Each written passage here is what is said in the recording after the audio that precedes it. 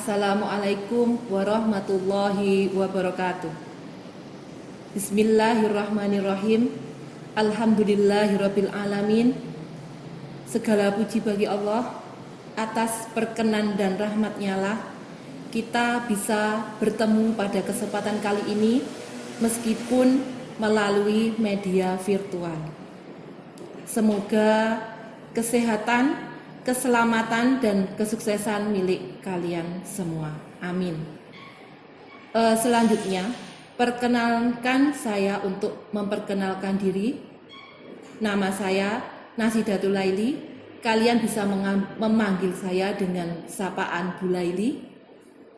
Di sini saya bertugas sebagai guru bimbingan konseling.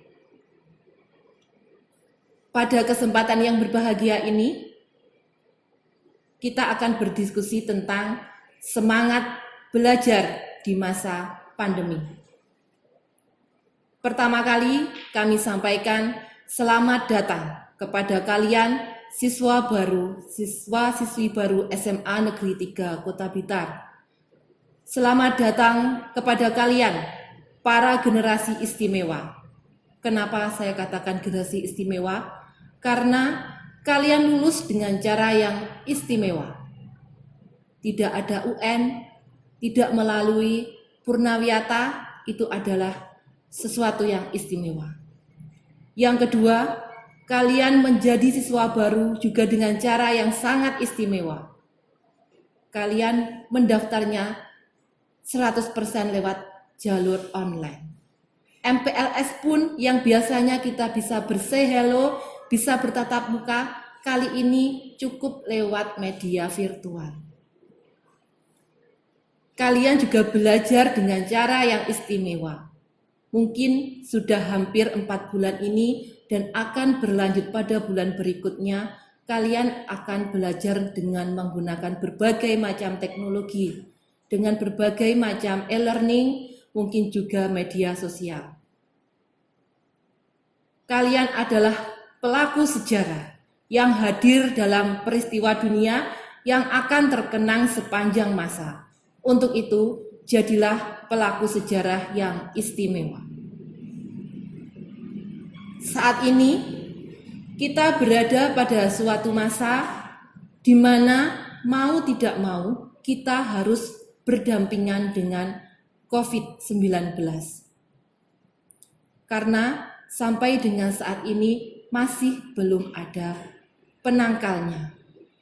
Sehingga muncul istilah new normal, atau lebih tepatnya saya lebih sepakat untuk mengatakan ini adalah era tatanan baru. Kenapa tatanan baru? Karena kita diwajibkan untuk mengikuti aturan baru, mengikuti protokol kesehatan dimanapun kita berada.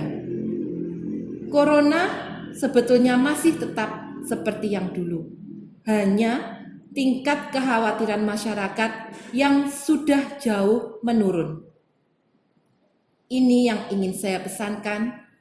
Begitu banyak muda-mudi yang masih sering bergerombol dan nongkrong di keramaian, terutama di kafe, bahkan ironisnya tanpa memakai masker dan tanpa menjaga jarak. Saya tampilkan, lihatlah gambar itu. Gambar ini adalah sebuah gelas. Ada yang mengatakan sebuah gelas itu adalah kosong dan setengahnya ada yang mengatakan gelas itu setengah terisi. Orang yang berpandangan bahwa setengah gelas itu kosong tidak akan mendapat manfaat dari air yang masih ada.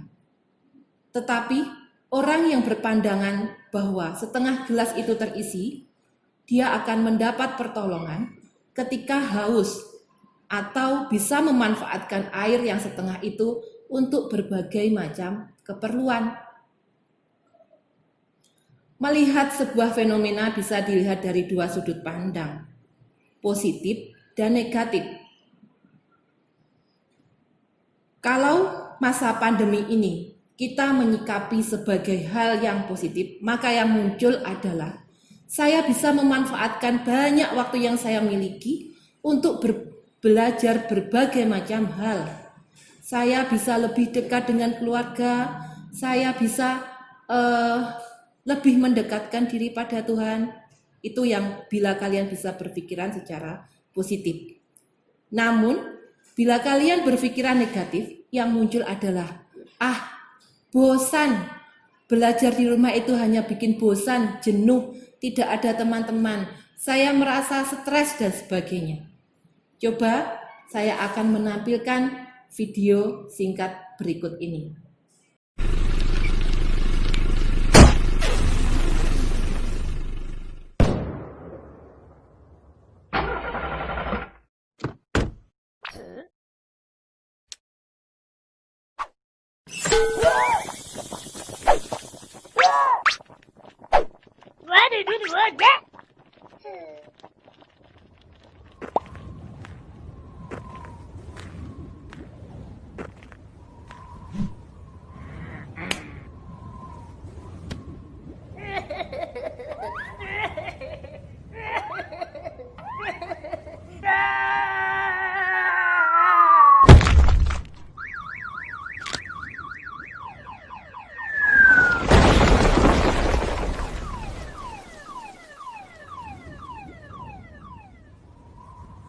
Alhamdulillah. Alhamdulillah. Alhamdulillah. Mari kita berpikir positif dan mari kita bersyukur atas nikmat Tuhan di hari ini, bahwasanya kita diberikan kesehatan, kita diberikan keselamatan, sehingga orang yang berpikir positif akan menjadi lebih banyak syukur dan merasa legowo dengan apapun yang terjadi. Karena kalau dari video itu, apa yang menurut kita baik belum tentu baik bagi Tuhan. Demikian juga sebaliknya. Orang itu tadi merasa bahwa mobilnya mogok, bannya gembos. Ini adalah suatu hal yang dipandang buruk. Tetapi ketika dia melihat tujuannya itu terkena batu besar dan ambruk, akhirnya dia bersyukur dia terselamatkan dari bencana yang terjadi.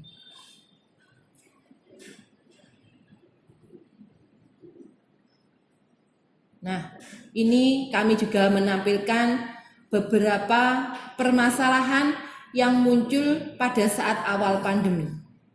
Jadi, Bu Laili sempat mengirimkan angket kepada kakak kelas kalian di saat awal-awal pandemi COVID dulu. Beberapa permasalahan yang muncul, yang paling tinggi merasa stres dengan adanya COVID.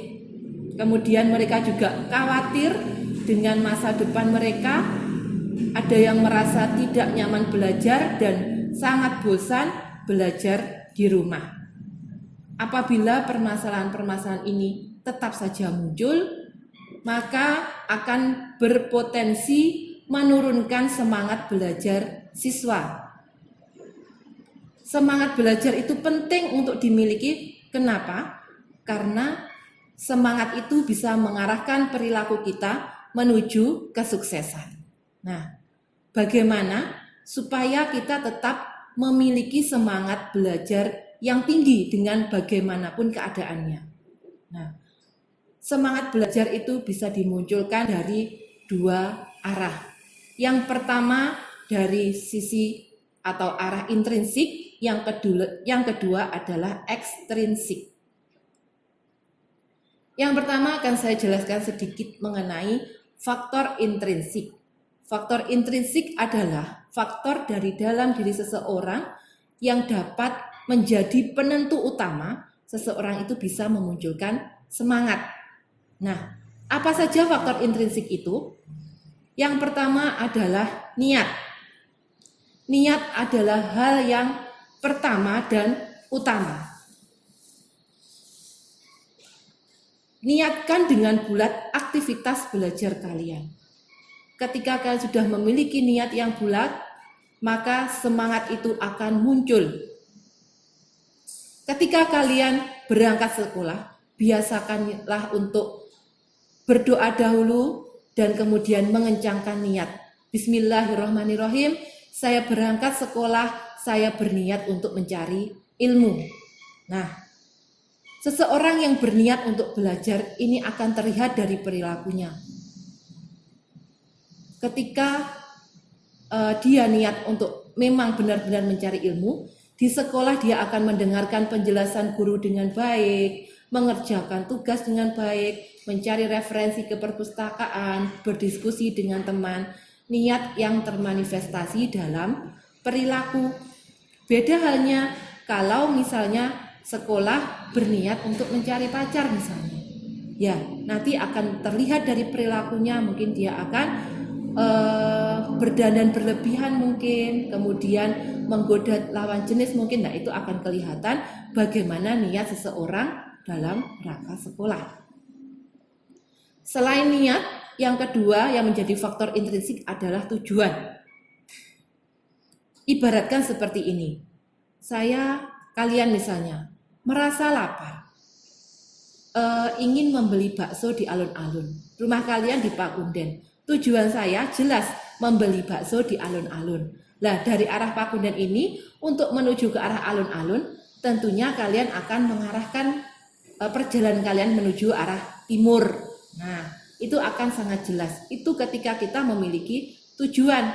Jadi perilaku kita menjadi jelas. Tapi kalau tidak bertujuan, saya mau keluar, nggak tahu mau kemana. Bisa jadi berjam-jam kalian hanya putar-putar saja. Nah, itu demikian halnya juga dengan belajar. Kalian itu belajar tujuannya untuk apa? Mungkin ada yang bilang, saya belajar supaya pintar, Bu. Betul, kalian supaya pintar. Tapi tujuan itu belum jelas. Bagaimana supaya tujuan itu jelas? Misalnya, selepas SMA nanti saya ingin masuk sekolah kedinasan. Nah, saya nanti mungkin ingin menjadi polisi. Nah, cita-cita yang seperti ini tentu ketika ditanya anak SMA dengan anak TK tidaklah sama. Ketika anak TK ditanya cita-citanya menjadi polisi, bisa jadi dia hanya melihat sosok polisi, ingin seperti itu, atau ikut temannya. Ketika kalian sudah SMA, ditanya cita-citanya, saya ingin menjadi polisi. Kalian sudah bisa berpikir langkah-langkah apa yang bisa ditempuh untuk menjadi polisi. Misalnya, tinggi badan harus sekian. Kalau perempuan misalnya harus 165 atau 170. Kemudian berat badan harus seimbang. Nilainya minimal harus 7,5 atau tidak boleh di bawah KKM. Nah, tujuan-tujuan seperti itu yang jelas dan bisa kalian kejar. Ketika kalian memiliki tujuan, secara langsung kalian akan memiliki semangat belajar. Yang ketiga, kenali bakat dan minatmu.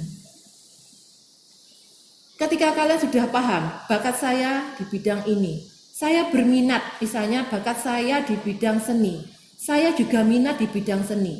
Nah, ketika kalian mengerjakan atau belajar di bidang seni, maka kalian akan lebih menyukai hal itu. Dan hal ini akan membuat semangat belajar semakin tinggi.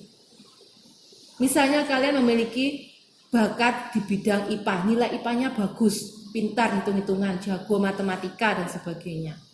Tapi kalian memiliki minat untuk ke IPS. Diambillah IPS itu, minatnya tinggi. Nah, kalian akan menjadi siswa IPS yang cerdas karena kemampuannya juga mumpuni. Begitu. Yang ketiga, yang keempat selanjutnya adalah keyakinan bahwa kamu bisa. Yakinlah bahwa Tuhan itu menganugerahi kamu berbagai kemampuan. Yakin bahwa kamu bisa.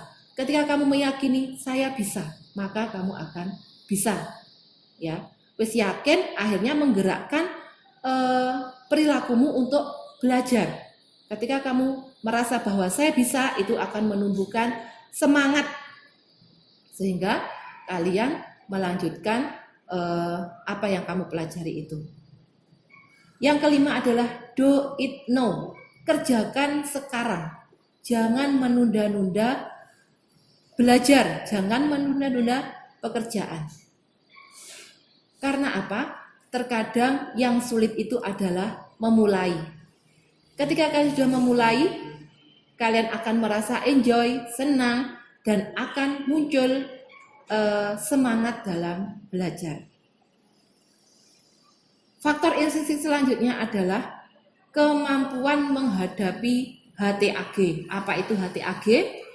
HTAG itu adalah hambatan, tantangan, ancaman, dan gangguan. Di masa sekarang ini, pastilah semakin banyak hambatannya. Ketika kalian mau belajar, diajak temannya main, kalian bingung mau apa. Kalau kalian memiliki semangat belajar, kalian bisa menghadapi itu semua.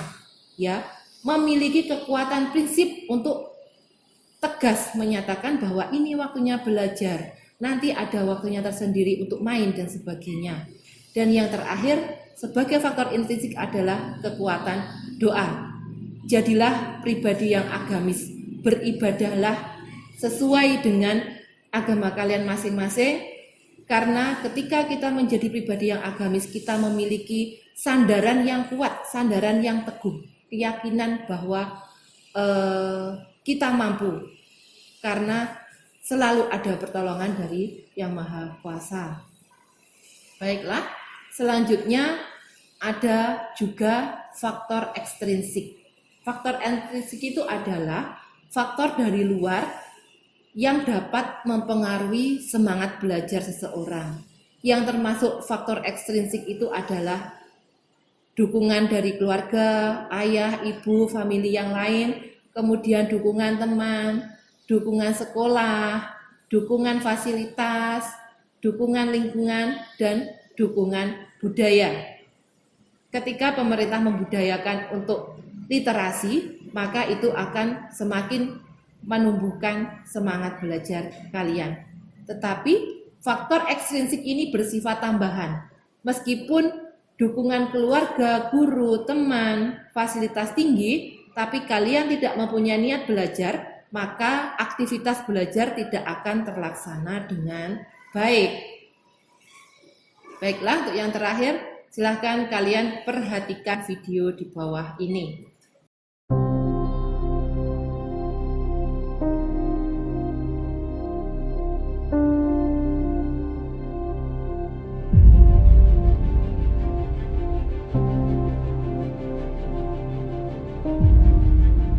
Bumi akan kering tanpa hujan. Begitu juga dengan hidup, tidaklah lengkap tanpa tujuan. Tidak ada yang salah untuk berfantasi sebab setiap orang bebas untuk bermimpi. Mimpi, mimpi, dan mimpi. Mungkin kamu sudah bosan mendengar kata mimpi. Bosan karena kamu pernah dikecewakan. Buat apa bermimpi tinggi-tinggi? Toh itu tidak akan pernah terjadi. Memang mimpi berbeda dengan kenyataan. Tapi antara mimpi dan kenyataan ada sebuah jalan. Dan hari ini saya ingin bilang bahwa nasib itu bisa diubah, kesempatan masih terbuka, dan mimpi itu bisa menjadi nyata. Tapi semua itu tergantung dari satu pertanyaan. Apakah kamu bisa? Saya pasti bisa. Dan saya ingin kamu ingat akan kata-kata itu. Saya pasti bisa. Pikirkan sebuah mimpi yang ingin kamu nikmati di masa depan nanti. Entah itu punya kendaraan pribadi atau jalan-jalan ke luar negeri, membuka usaha atau membangun keluarga kecil bahagia. Apapun itu semua bisa, asalkan kamu gigih dan terus berusaha. Memang semua itu tidaklah gampang. Bisa jadi mimpimu dihina orang, bisa jadi mimpimu ditentang. Tapi di saat semua orang memandang kamu dengan sebelah mata, di saat semua orang meremehkanmu, pesimis dan tertawa, saya ingin kamu percaya. Saya pasti bisa. Kamu pasti bisa. Bukan hanya menjadi seorang pemimpi, tapi menjadi seorang pemenang yang berhasil mewujudkan visi. Kamu pasti bisa bukan hanya berkata-kata, tapi juga berkarya, memberikan bukti nyata. Memang semua itu tidaklah mudah, tapi itulah yang membuat kamu juara.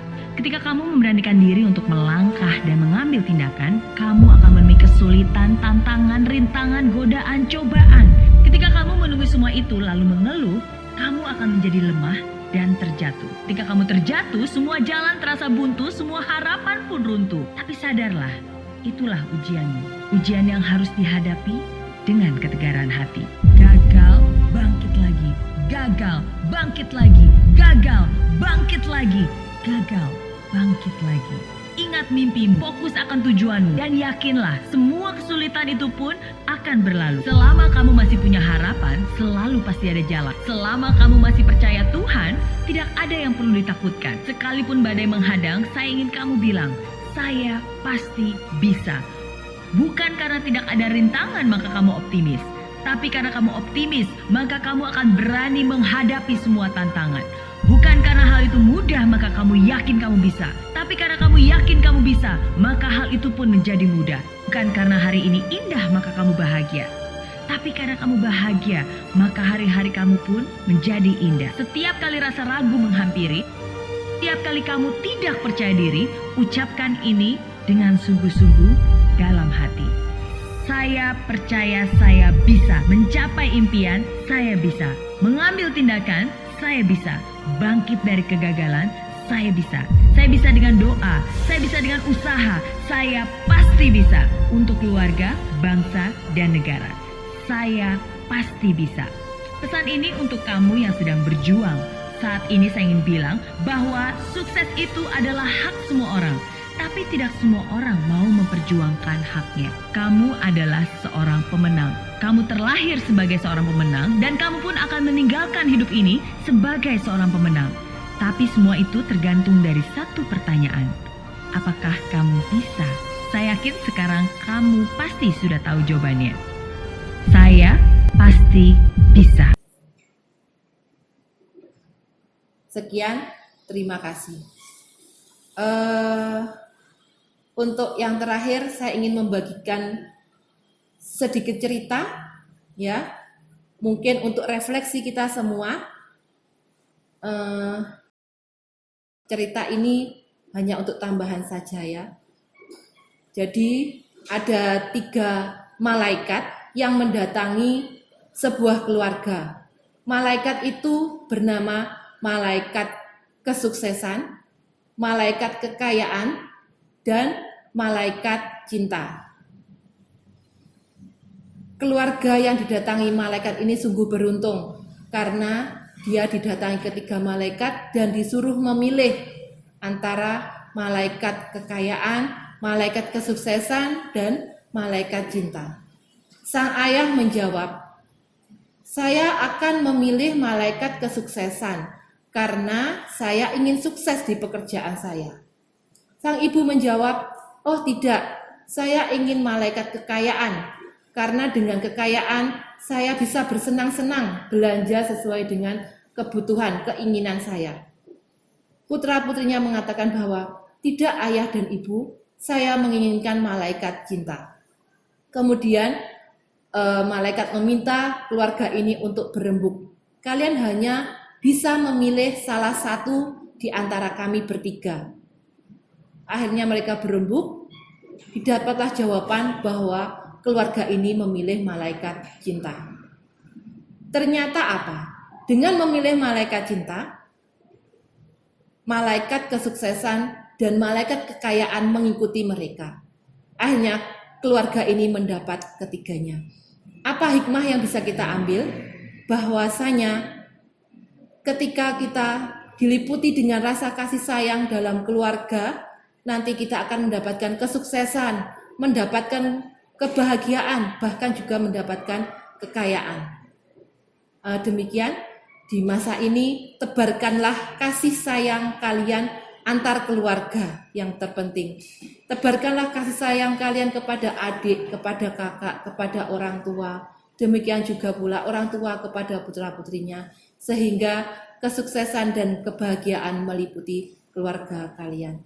Demikian dari saya. Terima kasih atas perhatiannya. Wassalamualaikum warahmatullahi wabarakatuh.